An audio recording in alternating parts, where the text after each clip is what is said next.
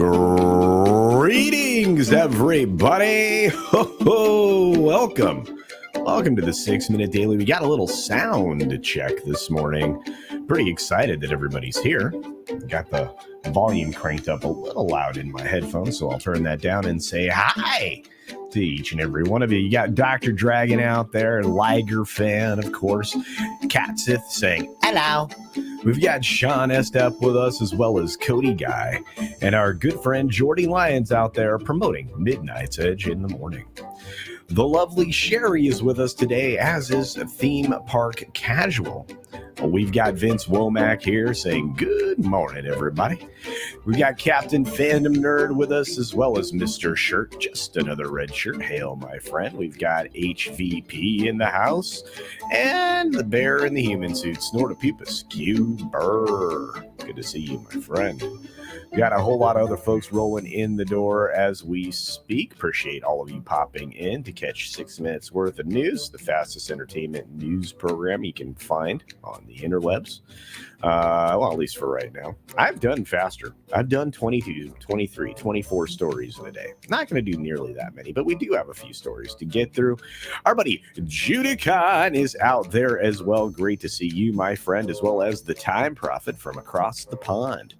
Tina Beebe is here. Greetings, dear. And we've got Olaf Von S. KR Nut 82 was in the house. D Bud Martin's joining us as well. And there is the Cheese Factor. Good to see you, bud. Let's see who else has rolled in the door since we started.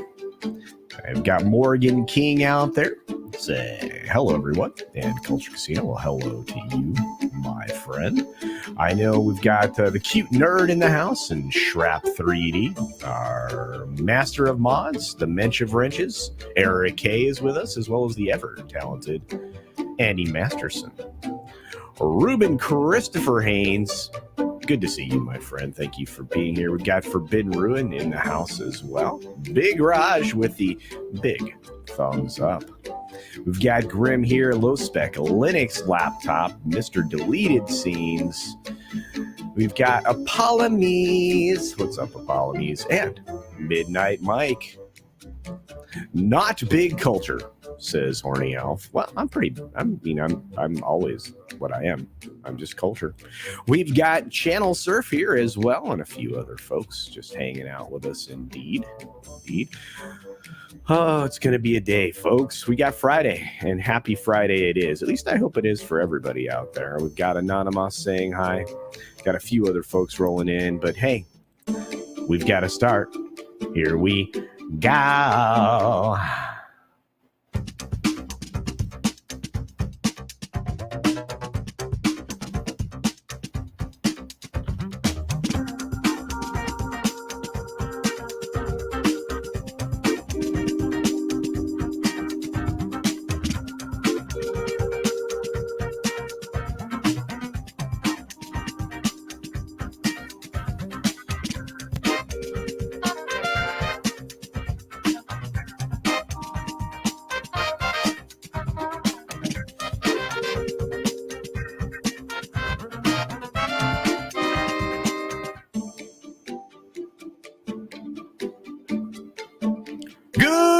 Good afternoon, good evening, or good night, wherever you are and whatever you're watching. Thanks for checking out the 6-Minute Daily. We've got a lot of stories to get through, not a lot of time to do it in, and I say it each and every weekday. It always tends to be the case, and hopefully we can get through all of them today. There are several different types of stories to get to, including some condolences to the family members of several people that lost their lives in the last day and a half. We've lost, of course, the great Ray Liotta, who was in over 100 films in his time with us and did just amazing things. He was in the process of filming 3 additional films when he passed. He's got a couple films in post-production right now.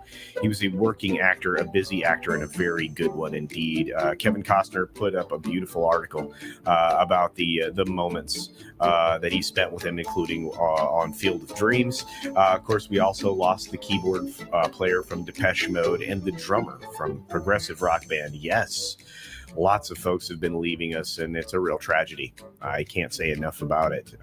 We seem to be losing people at an accelerated rate and at ages far too young. Of course, we've got Some other news, of course, with Lionsgate missing their revenue projections, at least their profit targets for Q4, but at the same time, they really did very well for their subscriber level. 35.8 million people subscribe to their streaming service, and with that, they're going to be spinning Starz off. As a matter of fact, they may even be selling both companies. Lionsgate may be up for grabs. At least that's what the CEO expects, and I expect the same thing. M&A is going to continue for quite some time, and I think we're going to see more and more consolidation of the studios, across the board, and content houses. I'm not sure that the special purpose acquisition corps are going to be the way to go, but we'll see. We've got True Detective featuring Jodi Foster for season 4. That's wonderful news. This is her first major TV role, adult TV role in her career. I imagine this will be spectacular. I'm looking forward to it. Of course, we are in the midst of closing arguments right now. I think Mr. Rottenborn was the last person that I saw speaking on all of the things that were happening, as he saw them, of course, as he sees them, are complete fabrications and total lies. But it looks like, the closing arguments on Depp's side were fairly clear. There was definitely a victim in this case, and it is not misheard.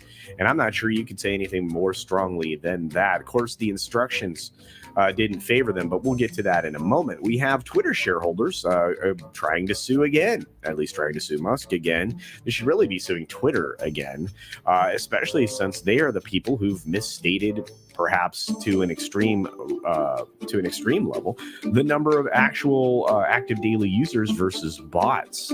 And I think that's really been at the crux of this deal. And they lost the first time around because, they wanted to go after Musk for not filing soon enough about the number of shares he owned. But in the end, they lost that. They're going to lose this as well. It's just a tactic. Of course, Obi-Wan came out. Star Wars Celebration is in full swing, and nobody cares. Obi-Wan is probably the worst reviewed thing I've ever seen. If you want to read a negative review from a trade mag that usually is shilltastic, this is one that you can definitely read. A lot of people are talking about this series. Nobody is really into it. They did everything they could with this by releasing it early, trying to get the Nielsen minute stream numbers up, trying to get a lot of other things out there. They could have released this on the 25th as planned, but no, they pushed it back to coincide with Star Wars Celebration, and then they pushed it forward so that it would release 3 hours earlier, so more of the country would get to see the first 2 episodes. Of course, Star Wars Celebration has ignored the movie franchise, which of course they need to, first of all, because the Skywalkers are over, except for the show that's currently Obi-Wan, or pretty much almost anything else coming out. Nobody's interested in these new television projects that are being announced, and we're supposed to assume that there are 3 Star Wars films coming in the next, 6 years? I don't think so. I don't think anybody really reasonably assumes that that'll actually happen. We're supposed to get one in 2023. Nothing's moving forward. Strange. Ellen DeGeneres' finale came out. It was pretty tone deaf, according to this review. I can't speak to it at all because I didn't see it, nor would I have cared. But Ellen is over, and maybe that's a good thing. I guess she had quite the toxic work environment, at least according to sources. Mr. Kevin Spacey's being backed by Peter 5-8 producers over whatever he's currently being accused of right now. They're trying to sell this film at Cannes at this moment, so I'm not sure what else they were going to say other than I guess the courts will determine what's right or wrong. That's usually the case regardless. And as I mentioned in the trial, Mr. Johnny gets very unfavorable decisions in the jury instructions, which will not help him. But in all honesty, this is already significantly weighted in his direction. I have a feeling Miss Heard is going to have a very bad day indeed. Of course, Wall Street's climbing back out of the gutter, might possibly have gains at the end of this week after today's trades. We will have to see where that falls. And the home that inspired the horror movie The Conjuring has been sold for more than $1.5 million to a real estate developer. He intends to keep the home available for people to tour. And so, at least that's some good news. Very interesting indeed. And with that, be sure to take care of yourself. Take care of others. Wash your hands, of course, because it's good hygiene. And until next time, bye. Thanks for visiting today. Be sure you're subscribed and hit that for alerts. Yay! Of course, like and share all of the videos that you can, as it helps with the algorithm. Have a great day. That's right, everybody. Thank you so very much for being here today. Of course, we have Midnight's Edge in the morning coming up in just a few moments. Fire yourselves over to Midnight's Edge. Check out the show. Should be spectacular. Sure, we'll cover a lot of this stuff, including the Star Wars thing that I really have zero interest in. We also have the Friday pre-flight coming up after that. And then, of course, a weekend of awesomeness starting with Friday Night Tights, Friday Night Frolics, and a whole host of amazing shows. Hope you all have a great day and weekend. See ya!